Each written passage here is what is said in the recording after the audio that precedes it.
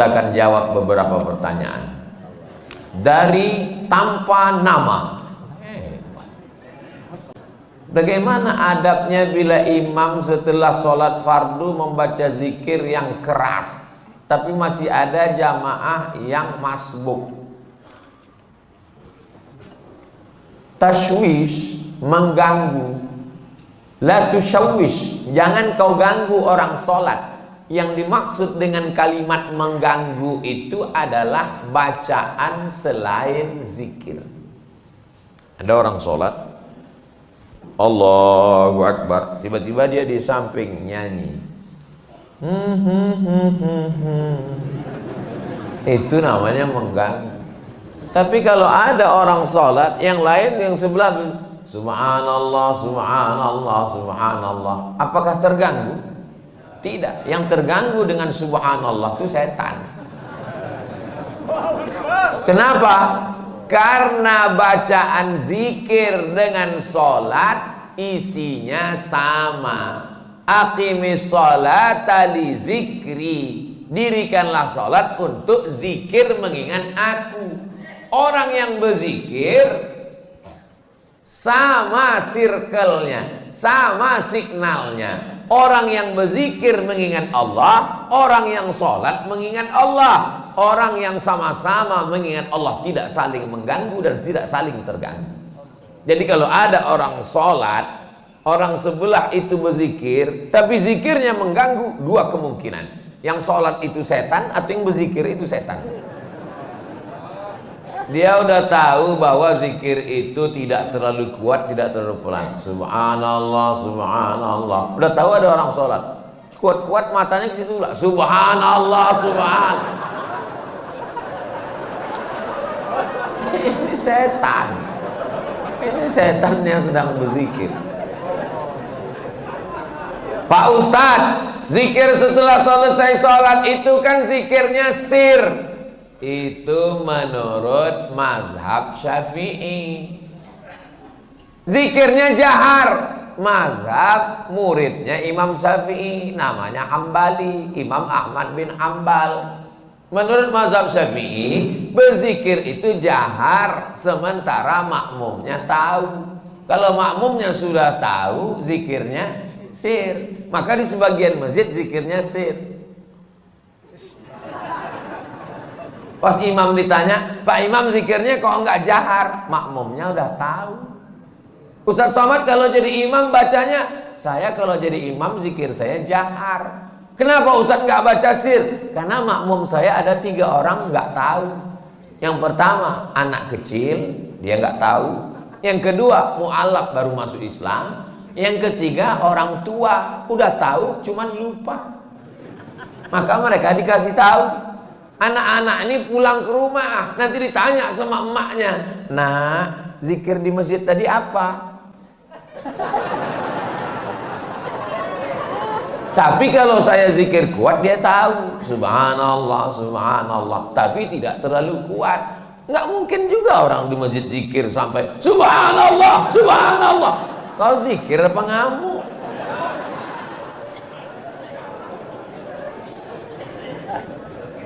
Jadi yang paling bagus adalah khairul umuri awsatuha, sebaik-baik perkara pertengahan. La tajhar bisolatika, jangan suaramu terlalu melambung. Wala tukhafid biha, jangan pula terlalu tersembunyi. Wabtaghi baina dzalika sabila, carilah jalan tengah. Subhanallah, subhanallah, subhanallah. Ustaz Somad ngomong katanya bersuara jangan terlalu melambung tinggi. Ustaz sendiri kalau ngomong tinggi, saya biasa aja, sound systemnya bagus. Ini masjid bagus. Saya dikasih nasihat sama ketua DMI, Dewan Masjid Indonesia. Tolong Ustaz Somad kalau ceramah itu di mana-mana kasih tahu supaya perbaiki sound system. Karena 80% fungsi masjid ada sound system. Suara imam dengan sound system, suara khatib dengan sound system, suara ustadz ceramah. Kadang kita mau pengajian suaranya nggak jelas. Ada jenis mikrofon itu ustadz tuh suaranya seperti kumur-kumurnya.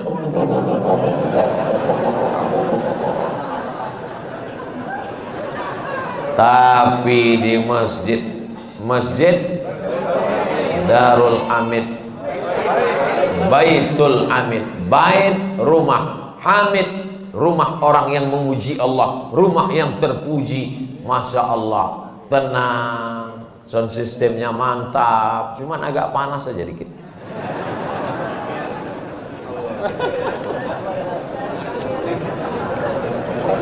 Negeri Bima memang luas. Pergi memancing ke Pulau Buru. Mengapa terasa panas? Karena Ustadz pakai baju baru. Assalamualaikum. Waalaikumsalam warahmatullahi wabarakatuh. Salam kenal Pak Ustadz. Salam kenal juga. Saya dari Saudi arah Bima.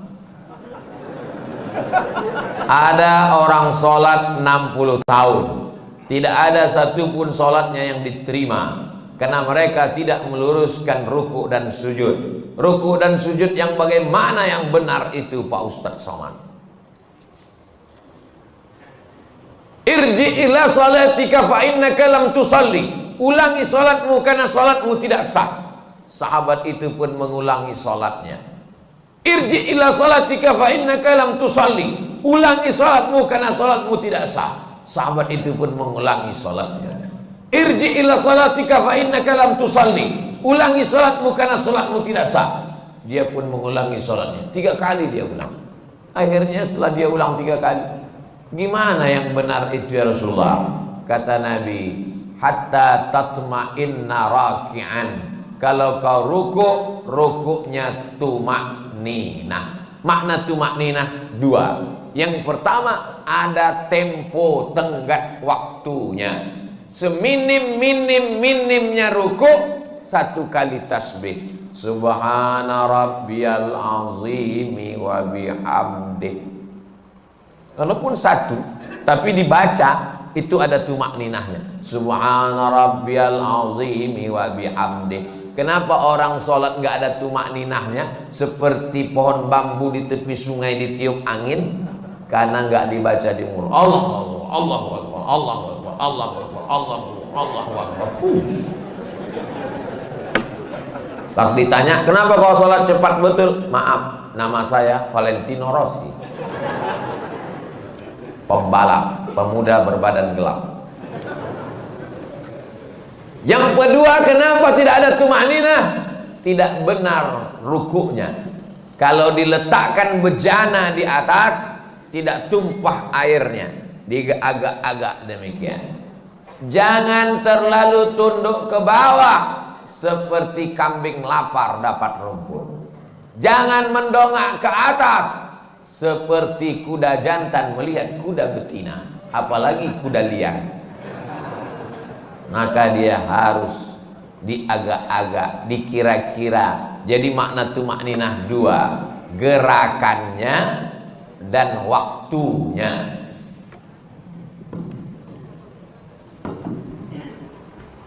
Allahu Akbar. Subhana rabbiyal azim wa bihamdi. Subhana rabbiyal azim. Tidak terlalu menunduk ke bawah, tidak terlalu mendongak. Jangan rukuknya mendongak. Lalu kemudian sujud hatta tatma'inna sajidan. Kalau engkau sujud, sujudnya juga tumaknina. Ujung kaki 2, ujung lutut 2, tapak tangan 2, kening 1. Nggak ada orang keningnya 2. Nempel ke bawah. Ini kening. Apakah hidung juga wajib disentuhkan? Kening ke lantai wajib, hidung mustahab, dianjurkan.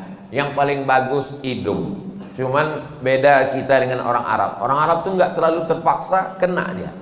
Kita memang agak kita paksakan dia. Mohon maaf, yang besek yang tersinggung. Ini saya cerita tentang saya nih maksudnya. Jadi masalah hidung kena itu mustahab, dianjurkan. Bagaimana kalau orang pakai peci sampai keningnya tertutup? Ada orang pakai peci begini. Makanya sebagian orang kadang kalau mau sholat dinaikkannya ke atas. Supaya apa? Supaya menempel ke bawah.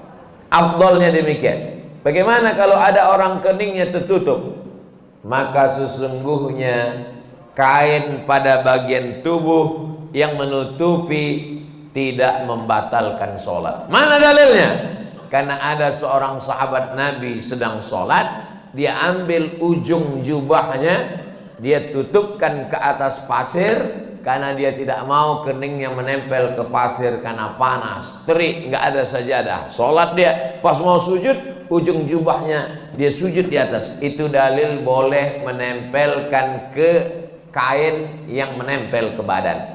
Tapi kurang afdal. Yang afdal adalah menyentuh. Begitu yang diajarkan Nabi. Kenapa orang bisa tasbihnya itu cepat sekali? Karena tidak diucapkan di mulut. Kalau diucapkan di mulut pasti pelan. Subhana rabbiyal a'la wa bihamdi. Subhana rabbiyal a'la. Subhanakallahumma wa bihamdika. Tasbih kita pelan itu karena diucapkan. Subhanallah, subhanallah, subhanallah, subhanallah. Jadi kalau ada bapak ibu lihat ada orang cepat sekali, itu karena nggak diucapkan.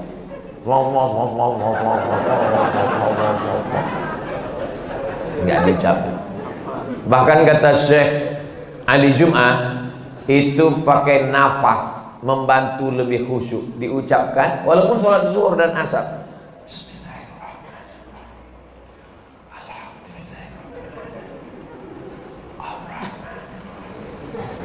Pakai nafas dan diucapkan. Apakah Nabi itu kalau sholat mulutnya bergerak? Ditanya kepada sahabat Nabi namanya Khabbab ibnul Alf. Ya Khabbab, ya. Nabi itu kalau sholat mulutnya bergerak. Ya. Dari mana kamu tahu? Bittirabi lihiyatih. Aku lihat jenggot Nabi bergoyang. Kenapa jenggotnya bergoyang? Karena dagu dan rahangnya bergerak. Ini ada orang sholat mulutnya nggak bergerak sama sekali, matanya aja yang bergerak. Sholat apa ini? Ini pertanyaan sederhana, tapi mengkoreksi lagi sholat kita. Yang tidak benar sholatnya karena tidak membaca. Dibaca qiraah itu artinya membaca. Sedangkan orang yang baca mulutnya nggak bergerak itu namanya mutalaah. Itu beda dalam bahasa Arab. Kalau bergerak membaca, makanya qiraatul Fatihah membaca. Bismillahirrahmanirrahim. At-tahiyatul mubarakatus shalawatut thayyibat. Assalamu alayka ayyuhan nabiyyu wa rahmatullahi wa barakatuh. Wassalamu alayna wa ala ibadillahi sholihin. Asyhadu an la ilaha illallah wa asyhadu anna Muhammadar Rasulullah. Allahumma shalli ala sayyidina Muhammad wa ala ali sayyidina Muhammad. Sampai fil alamin innaka hamidum majid. Allahumma ighfir li ma qaddamtu wa ma akhartu wa ma asrartu wa ma a'lantu wa ma asraftu wa ma anta a'lamu bihi minni antal muqaddim wa antal muakhir. La ilaha illa anta subhanaka inni kuntu minadh dhalimin. Allahumma inni a'udzubika min 'adzabi jahannam wa min 'adzabil qabri wa min fitnatil mahya wal mamat wa min syarri fitnatil masiihid dajjal.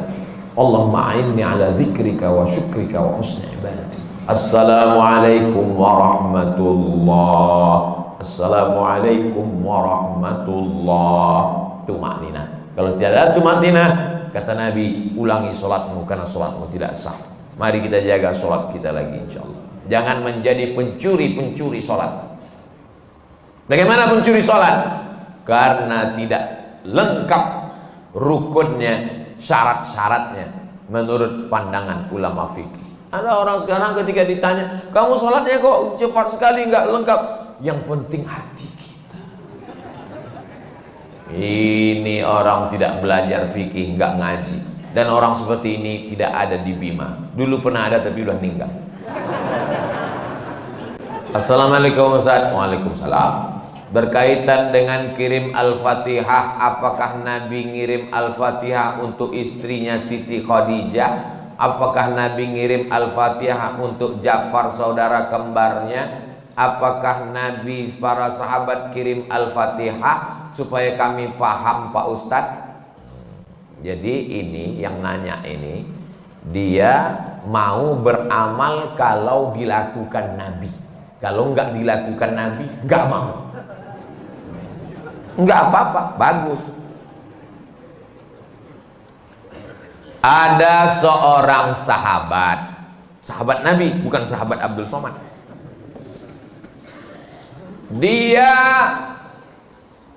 sebelum tidur malam bertasbih alfa uqdah, 2000 simpul.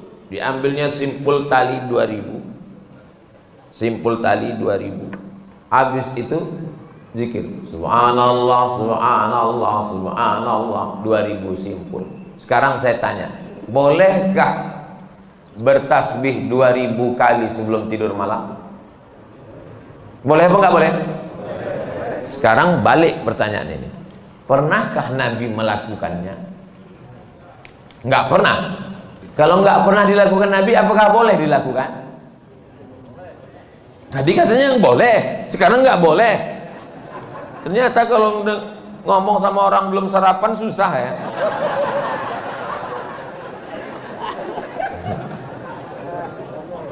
Oke, contoh kasus yang kedua. Ada seorang imam mazhab. Tadi yang bertasbih 2000 kali sebelum tidur itu sahabat Nabi, namanya Abu Hurairah. Sahabat Nabi. Di mana bisa dibaca biografinya? Dalam kitab Syiar A'lam An-Nubala. Siapa yang nulis? Imam Az-Zahabi, Imam Ahlus Sunnah wal Jamaah. Contoh yang kedua. Da'autu lisyafi'i fi salati arba'ina sanah. Saya mendoakan guru saya Imam Syafi'i fi salati, dalam salat saya arba'ina sanah, 40 tahun. Rabbi firli wali walidayya wali Muhammad bin Idris Asy-Syafi'i. Bolehkah mendoakan Imam Syafi'i 40 tahun? Boleh. Sekarang pakai logika ini. Pernahkah dilakukan Nabi? Nggak pernah. Kalau nggak pernah dilakukan Nabi berarti nggak boleh. Ini pertanyaan tingkat tinggi. Apakah mesti disyaratkan, mesti dilakukan Nabi dan sahabat? Puasa Nabi Daud, pernahkah Nabi melaksanakan puasa Nabi Daud secara berterusan? Yasumu yauman wa yuftiru yauman? Enggak pernah, tapi Nabi memujinya. Apa kata Nabi? Ahabbu saum ilallah saumi Daud. Puasa yang paling bagus adalah puasa Nabi Daud. Nabi tak pernah melakukannya. Jadi sunnah ada 3. Yang pertama sunnah fi'liyah, Nabi melakukannya. Yang kedua sunnah qauliyah, Nabi mengucapkannya tapi Nabi tak melakukannya. Ada jenis yang ketiga, sunnah takririyah, Nabi tidak melakukannya, Nabi tidak mengucapkannya, dilakukan orang lain, disetujui Nabi. Mana contohnya? Sami Allahu liman hamidah, Nabi mengajarkan Rabbana lakal hamdu mil'us samawati wa mil'ul ardi wa mil'u ma syi'ta min syai'in ba'du. Tapi ada satu sahabat bacaannya lain. Sami Allahu liman hamidah, Rabbana lakal hamdu hamdan thayyiban mubarakan fi. Selesai salat Nabi tanya, siapa tadi yang baca alhamdulillah hamdan thayyiban katsiran mubarakan fi? Aku enggak pernah ajarkan. Aku ya Rasulullah. Apakah Nabi marah?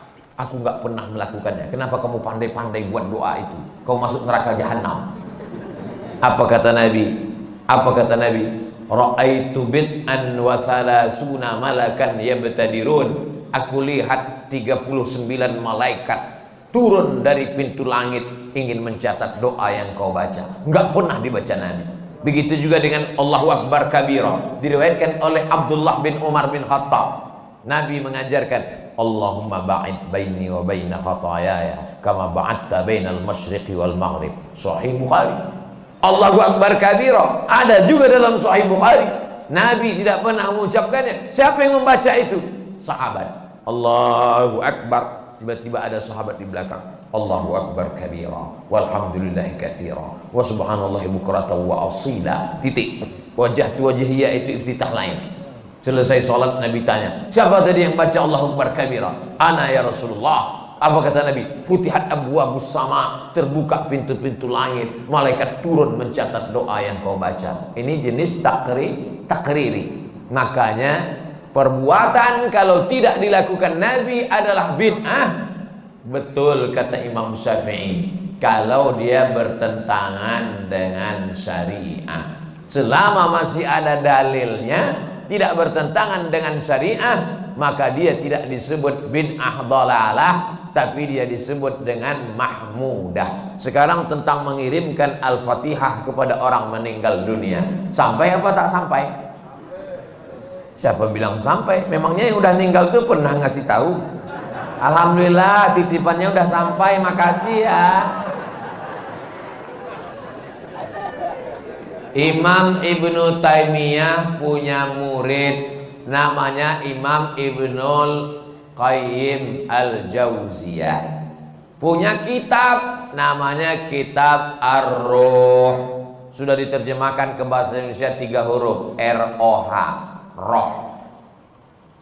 Di situ diceritakan Imam Ahmad bin Ambal lewat di suatu makam, ada orang baca Quran, kata dia, berhenti, jangan kau baca.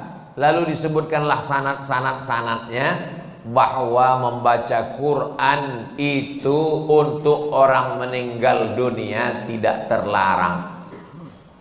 Tentang kitab roh ini tidak diragukan, karena ada seorang dapat gelar doktor gara-gara meneliti kitab roh, namanya Dr. Bassam dari Kuwait. Umar bin Khattab punya anak laki-laki namanya Abdullah bin Umar bin Khattab. Dia pesan, kalau aku meninggal dunia, nanti bacakan di atas makamku pangkal Al-Baqarah 5 ayat sampai wa ulaika humul muflihun, dan ujung Al-Baqarah 3 ayat lillahi ma fis samawati sampai habis.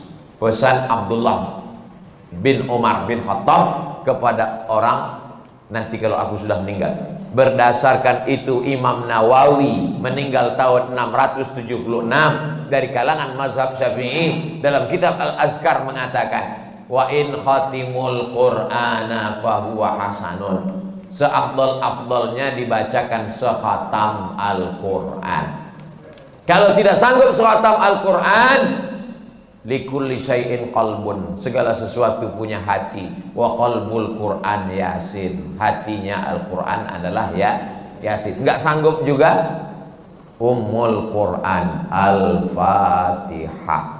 Itulah dia dalil-dalil orang yang membacakan Quran. Kalau enggak setuju, jangan salahkan orang karena orang punya dalil. Saya enggak setuju, enggak usah lakukan. Yang tidak boleh itu adalah tidak ada ulama satupun yang membolehkan, dia membuat sendiri. Nah, itu nggak boleh. Imam Nawawi, ini Imam Nawawi bukan imam sembarangan. Dia bukan selevel Imam Samudra, apalagi Imam S. Arifin. Imam Nawawi, kalau kita baca kitab pertama Sahih Bukhari, di bawah Sahih Bukhari Sahih Muslim. Imam Muslim muridnya Imam Bukhari. Kalau kita baca Sahih Muslim kita nggak paham, kita mesti baca kitab Al-Minhaj Syarah Sahih Muslim Ibn Al-Hajjaj Imam Nawawi. Imam Nawawi itu dalam kitab fikih, kitab besar Al-Majmu' Syarah Muhazzab, Raudatul Talibin wa Umdatul Muftin. Saya ngajar hadis arba'in, hadis paling sedikit kecil arba'in, Imam Nawawi. Hatam arba'in naik kitab Riyadhus Shalihin, Imam Nawawi. Hatam Riyadhus Shalihin naik lagi kitab Al-Azkar, Imam Nawawi. Membaca kitab Mustalah Hadis yang disyarah oleh Imam Suyuti, Tadribur Rawi, Syarah Takrib Nawawi. Imam besar. Apa kata Imam Nawawi? Mengomentari hadis tentang pelepah korma. Nabi membelah pelepah korma, ditusukkannya ke makam. Apa kata Nabi? Kalau tasbih pelepah korma saja sampai, apalagi bacaan Quran orang beriman. Nah, jadi pertanyaan ini memang simple, tapi ini ingin menggali dan menguji isi kepala Abdul Somad. Enggak apa-apa. Kalau enggak setuju, enggak usah lakukan, tapi jangan salahkan, karena nanti takutnya di akhirat ketemu dengan Imam Nawawi malu. Banyak yang meremehkan merapatkan shop. Mohon pencerahannya Pak Ustadz. Man qata'a shaffan qata'ahullah. Siapa yang memutuskan shop, maka Allah memutuskan hubungan dengan dia. Dua, sawus sufuf, luruskan shop. Fa inna taswiyatas sufuf min tamamis shalah. Sempurnanya salat karena sempurnanya shop. Tiga, fa inna taswiyatas sufuf min iqamati shalah. Sempurnanya shop, tegaknya salat. Berarti kalau shop tidak lurus, tidak tegak salat. Yang keempat, la takhtalifu fakhtalafat qulubukum. Jangan sampai shop kamu bengkok karena hati kamu menjadi bengkok. Yang kelima, kalau ada celah, saddul furaj, tutup celah. Saddul halal, tutup celah. Celah kaki, tutup. Kaki rapat dengan kaki, bahu rapat dengan bahu. Bahu rapat dengan bahu nggak masalah. Bahu saya dengan bahu bapak karena ada lapis, apalagi baju baru ini nggak terlalu terasa. Yang agak masalah dikit kalau kaki rapat dengan kaki, karena nggak semua orang nyaman. Saya kalau ada orang merapatkan kakinya dengan kaki saya nggak apa-apa, karena saya orangnya nggak terlalu sensitif. Tapi ada orang yang kulitnya tipis, dia kalau kakinya kena, dia seperti kena kecoa. Jadi kalau teman di sebelah kita itu kita rapatkan kaki, dia geser, jangan rapatkan lagi. Karena kalau kita geser nanti dia geser lagi, dia geser lagi. Imam udah mau waladhdallin, kita masih ngurus kaki. Khawatirnya dia baru tobat kemarin. Begitu kita geser 2 kali, dipijaknya langsung. Nah, akhirnya orang kelahi dalam masjid. Jadi pandai-pandai merasakan perasaan orang lain. Nah, ini nampaknya sepele, tapi bisa jadi masalah. Kalau kita sesama orang di masjid kelahi, yang ketawa orang yang nggak sholat. Untung aku nggak sholat. Jadi shop ini, makanya imam nggak boleh angkat takbiratul ihram sebelum dia katakan sawus sufuf fa inna taswiyatas sufuf min tamamis shalah. Dia tidak hanya sekedar melihat ke depan, tapi dia tengok ke belakang, dia tengok lurus, dia tengok kaki, saddul halal, tutup celah, baru takbiratul ihram. Tapi nggak perlu juga imam sampai ke belakang meriksa satu-satu. Ada dulu sahabat saya, Ketua Majelis Ulama Indonesia, dia sholat. Ketika itu ada mahasiswa Afrika jadi imam di asrama. Mahasiswa Afrika ini orangnya masalah shop ini dia belakang. Ada satu yang nggak sabar, maju deh ke depan. Allahu Akbar. Nah, ini namanya imam kena kudeta nggak berdarah. Apakah makmum itu sudah tahu bacaan tentang luruskan shop? Tahu? Bacaan tentang sawus sufuf itu hampir semua orang Indonesia kan tahu kan? Luruskan shop, tahu semua. Kenapa diulang imam setiap mau sholat? Menunjukkan manusia ini lupa dan lalai. Belum pernah pengalaman saya sholat di masjid tiba-tiba imamnya ngomong, jamaah saya nggak perlu menyuruh meluruskan shop, kalian udah tahu semua kan? Menunjukkan manusia ini selalu lalai tentang shop. Maka luruskan. Qadamun biqadamin, mangkibun bimangkibin, mangkibun bimangkibin, bahu dengan bahu, kaki dengan kaki, lurus. Allah. Sekarang enak ada sajadah. Zaman Nabi mana ada sajadah? Bagaimana cara meluruskannya? Bahu dengan bahu, kaki dengan kaki. Innallaha yuhibbul ladzina yuqatiluna fi sabilihi shaffa. Allah suka melihat kita lurus shaf. Ka'annahu bunyanun marsus, seperti bangunan yang kokoh. Karena kalau rapat setan tidak bisa masuk. Itu filosofi lurusnya shaf. Mohon doakan remaja masjid Baitul Hamid agar istiqomah Pak Ustadz. Semuanya, bukan yang remaja, yang tua pun bisa juga nggak istiqomah. Ini kadang anak-anak muda ini husnuzonnya keterlaluan. Disangkanya kalau udah tua istiqomah. Ya, oke. Mohon doa Ustadz, semoga usaha warung magnet rezeki berkah saya diluaskan dan dilancarkan. Inilah orang yang paling pandai mengambil kesempatan. Mumpung orang ramai, doanya dapat, iklannya dapat. Mantap, nanti videonya dipotong, diupload ke Instagram. rezekinya tapi untuk bukan pribadi, membantu umat dan membantu pembangunan masjid kampung saya. Allahu Akbar. Mudah-mudahan adik-adik anak muda punya channel YouTube, hasilnya untuk buat bangun masjid, pondok pesantren, tahfiz Quran. Amin. Terima kasih. Barakallahu fiik Ustadz. Salam alumni 212. Ada lengkap semua. Masya Allah, tabarakallah. Tapi dia nggak ada nanya, cuman itu aja. Itulah kajian kita pada subuh yang penuh dengan barokah ini. Mudah-mudahan kita diberikan ketenangan batin, anak cucu kita istiqomah iman dan Islam, diberikan Allah rezeki yang melimpah ruah supaya kita bisa bangun masjid. Al-hazih niat untuk niat yang baik-baik ini. Al-Fatihah.